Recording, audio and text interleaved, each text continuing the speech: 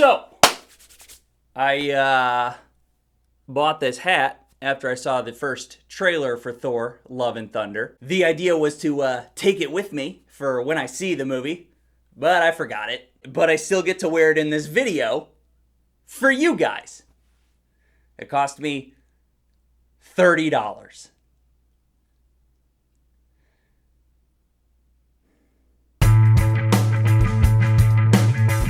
Thor, Odin's son, is still trying to find himself. Jane Foster is the new Thor.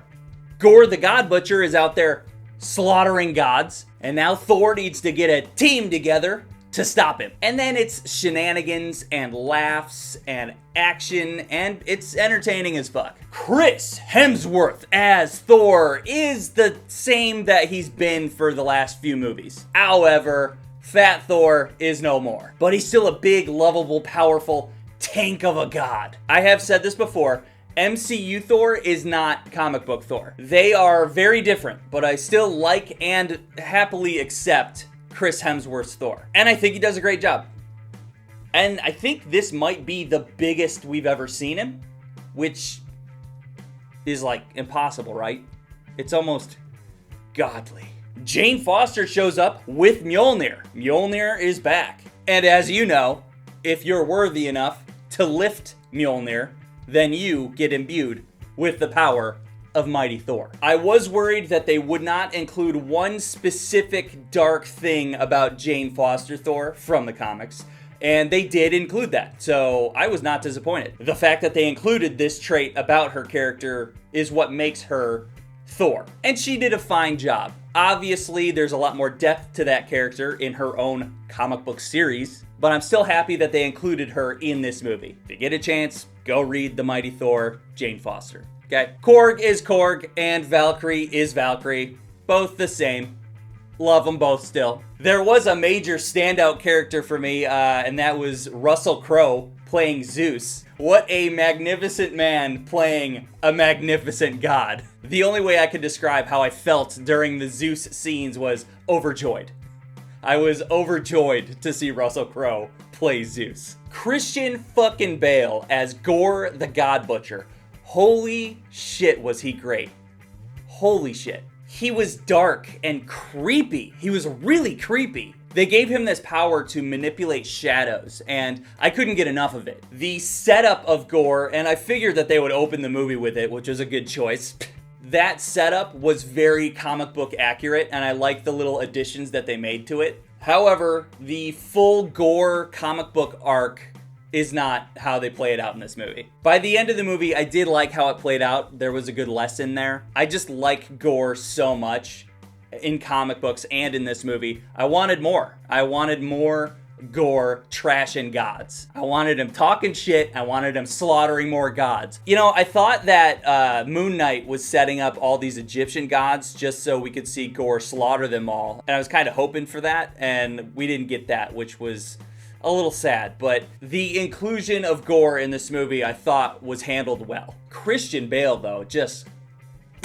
How do I feel about Thor, Love and Thunder? Honestly, going into it, I was a bit worried. But I loved it. I might need to see it a couple more times, but at this point, I put it on par with Thor Ragnarok. The Gorr the God Butcher comic series is my favorite Thor series, and Thor is a favorite comic book character for me.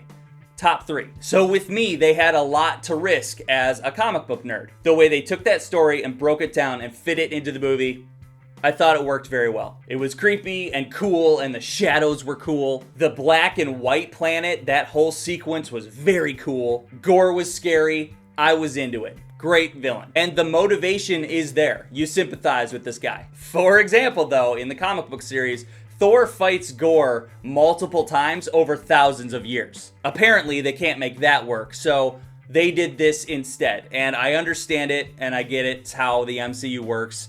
It works. And it had its own meaning that fits in this narrative. And I got to see some things I didn't expect. The Thor Gorr story arc was satisfying enough for me. As this cautious comic book nerd, I was happy with it, and I did appreciate it. The Jane Foster story arc could have used a bit of development, but again, I get it. They did what Marvel does. They take a good comic book series and they compress it and make it digestible for the MCU to fit in the MCU storyline. I get it. That's fine. Best I can say is, if you like the character of Jane Foster Thor or you like the character of Gorr, go read their comic book series and you will get a fantastic story with actual depth. When it comes to the Marvel Cinematic Universe, this met my expectations. Just like Ragnarok, this movie was a lot of fun to watch. I like seeing weird shit from old school comics, like the goats. They're a big part of this movie. Or Thor's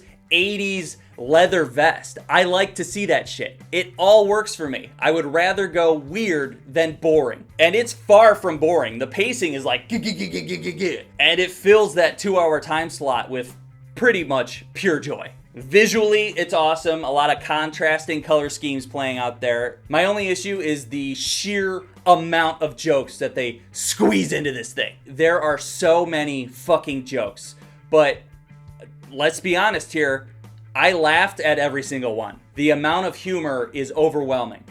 But it is funny as fuck. I'm watching it and I recognize that there is an issue here, but this issue is also making me and that's not that big of a deal, right? When Sam Raimi makes a Doctor Strange movie, you get a dark movie with a lot of horror elements. When Taika Waititi makes a Thor movie, you get a lot of jokes and heart. I was also happy to see some unexpected cosmic universe shit in there too. The nerd in me seeing an unexpected cosmic entity is like As I said, going into it, I was hesitant because I was seeing a lot of negative shit online, and by the end, I was honestly surprised with how much I liked it. So the best I can say is just avoid the negative shit. Go see it for yourself and see what you think. You're gonna have a good time regardless, okay? See ya! Subscribe!